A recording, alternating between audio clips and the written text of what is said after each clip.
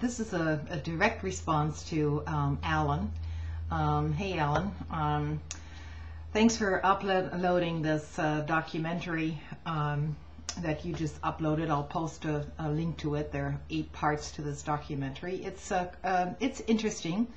I watched the whole thing, and I will post. So this is in response to this documentary, because I want to point out here that this documentary is slanted in many ways. The figures being put out there are to some degree correct, but you need to understand who funded this entire documentary to start with.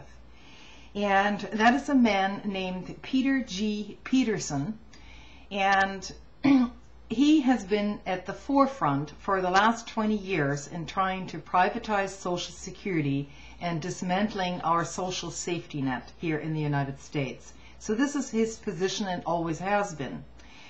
And I'll read you his wiki page. Now this is the foundation that has funded this film.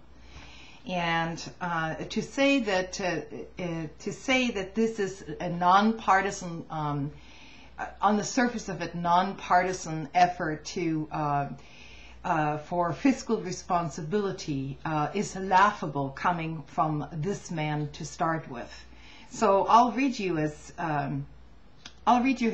wiki page here.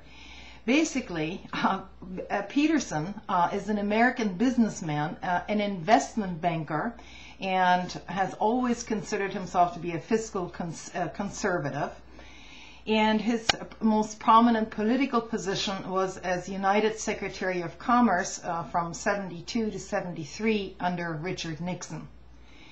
And he was chairman of the Council of Foreign Relations until retiring in 2007. As a senior chairman of the private equity firm Blackstone Group, he has ranked as 149th on the Forbes 400 richest Americans. And when he holds his talks around the country, you know, he is always fond of saying, you know,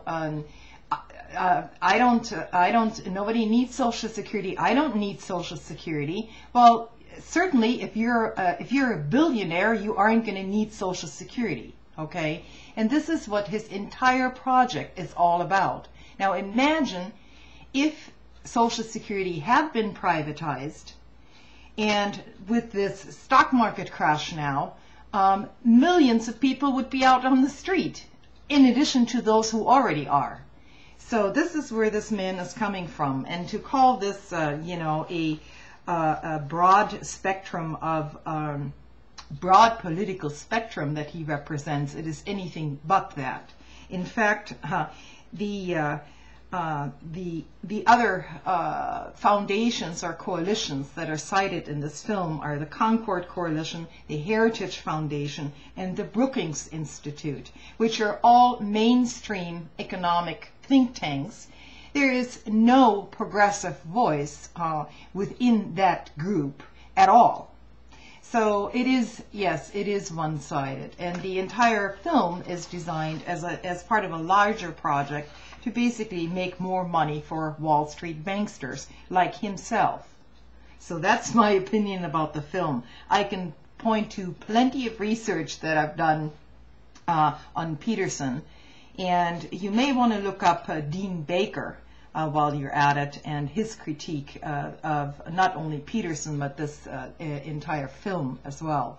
It's very interesting. So I disagree with the notion that this film does not have an agenda. It very much has an agenda, and that agenda is skewed. So it's not just about balancing the budget. It's basically pro-Wall Street is what it is. Of course, it's not said in the film, but that's essentially precisely what it is. I mean, look at the figures mentioned in this film. Greenspan and so on. These are the very people responsible for the crisis that we're in today. and they're still being upheld as the people who can actually solve our problems. Please. Okay, well, for anyone else who's interested in watching this documentary, I'll put a link to part 1 that Alan posted a little while ago, and hopefully it's still up there. Well, thanks for at least listening to my opinion. I'll see you later.